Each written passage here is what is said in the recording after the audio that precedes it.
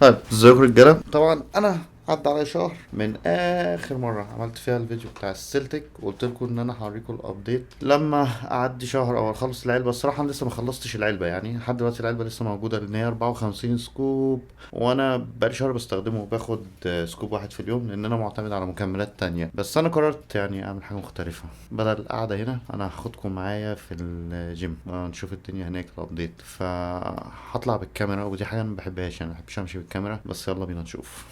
طيب انا هاخد بس شنطتي وكده كده الاكل جاهز لان انا مش بعمل اكل يعني. مش كده بقى يا جماعه، الجو حر، حاسس ان انا طالع من فرن.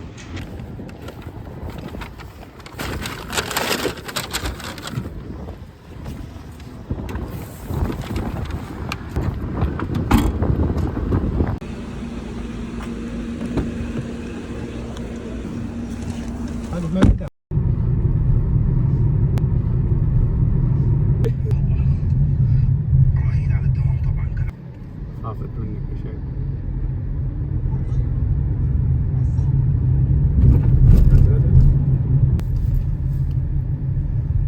ايش مشكلة انت؟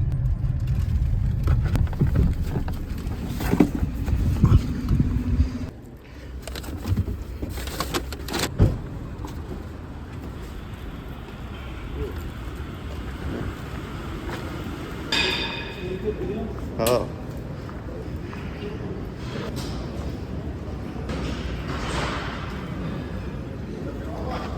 نعم. ده ده واحد مغمور، واحد مغمور ما نعرفش مين ده.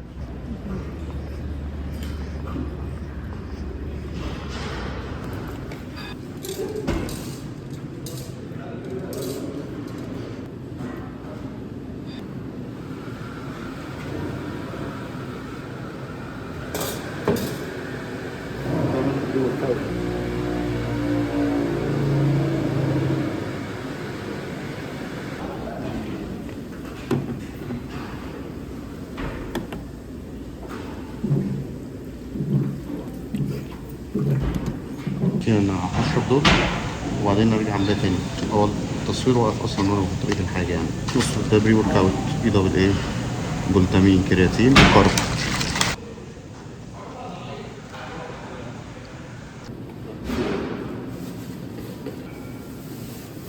انا هروح اعمل اهم حاجة.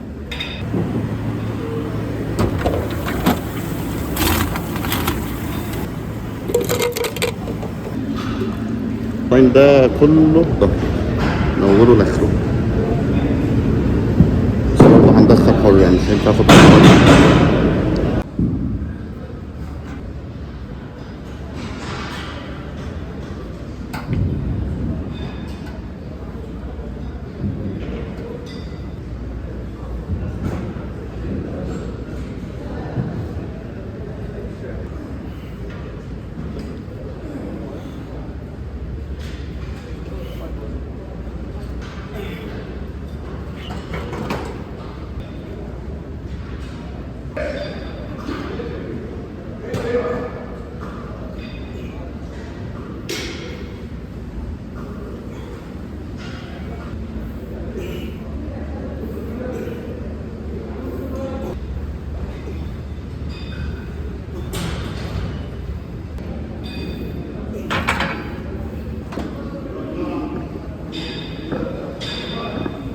دلوقتي البار يعني انا مهما لعبت مكن لازم اخد بار، ما ينفعش اخد التمرين من غيره.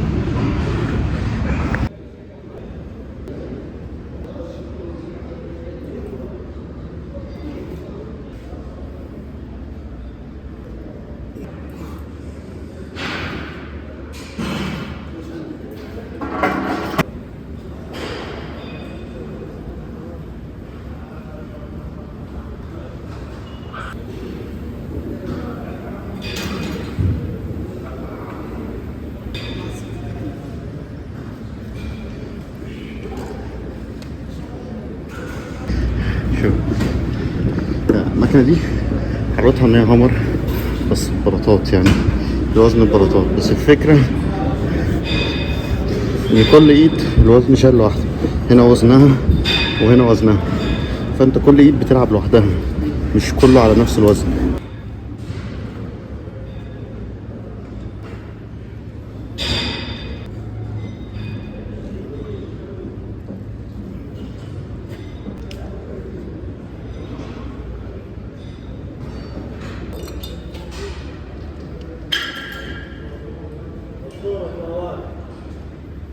يا عم مش الدرجات دي، مش الدرجات دي.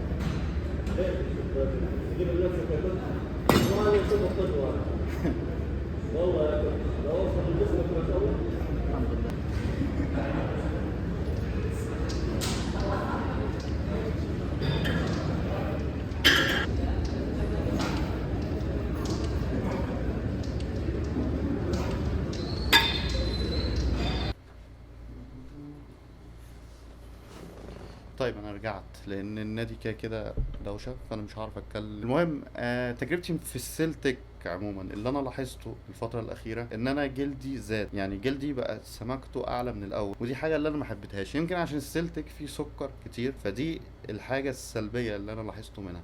اما الباقي كتجربه، هو السلتك حتى الان مزودني فوق وزني، يعني اصلا كنت ناقص فهو رجع لي وزني وانا زايد 2 كيلو. طبعا هو انا مش هعتمد على السلتك بس، انا كده كده وجباتي اصلا حجمها زاد، بس انا بتكلم يعني اللي انا ملاحظه عشان ابقى نقلت التجربه كلها. فهل انا هكمل فيه ولا لا؟ بص السلتك انا لو عايز ازيد هكمل فيه، واحسن من الجنرات كمان التانية، يعني انا احسن من ان انا اجيب ماس ميكر وكده. انا شايف السلتك بيديك كل ده، وبالعكس هو كارب وكرياتين، فاحسن لي لان كده كده الماس ميكر مبيبقاش فيه تقريبا كميه الكرياتين دي، هو بيبقى اعتماده على الكارب والسكر اكتر، فممكن السلتك يبقى فيه سكر كمان اقل من الجنر. اما الحاجه اللي فعلا هتخليني ان انا ما اجيبوش وهتمنعني ان انا استخدمه تاني، السكر اللي فيه، لان انا مش حابب شكل الجلد اللي انا فيه دلوقتي، التفاصيل مش باينه قوي، فانا ممكن ما اكملش فيه تاني، وهعتمد بس ان انا كده كده انا ليا جرعه كارب، فانا معايا الكارب ومعايا الكرياتين فهستخدمهم، وكده هيبقى من غير سكر. هو برضو السلتك للامانه كان بيوفر لي حاجه تانية، ان انا بعد التمرين بستخدم الاي دبل اي او بي سي اي مع الكارب، فهو كان فيه اصلا الاحماض دي، فانا ما كنتش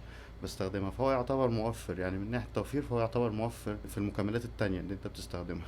ده كده كان يوم النهارده معاكم، انا طلعتكم معايا عشان تشوفوا برضو الدنيا عامله ازاي. لو عايزين فلوجات تاني قولوا لي، واشتركوا في التيك توك، اسيب لكم اللينك بتاع التيك توك، بنزل عليه فيديوهات كل اسبوع، بنزل فيديو، فاعملوا لي برضو سبسكرايب، واشوفكم الاسبوع الجاي. سلام.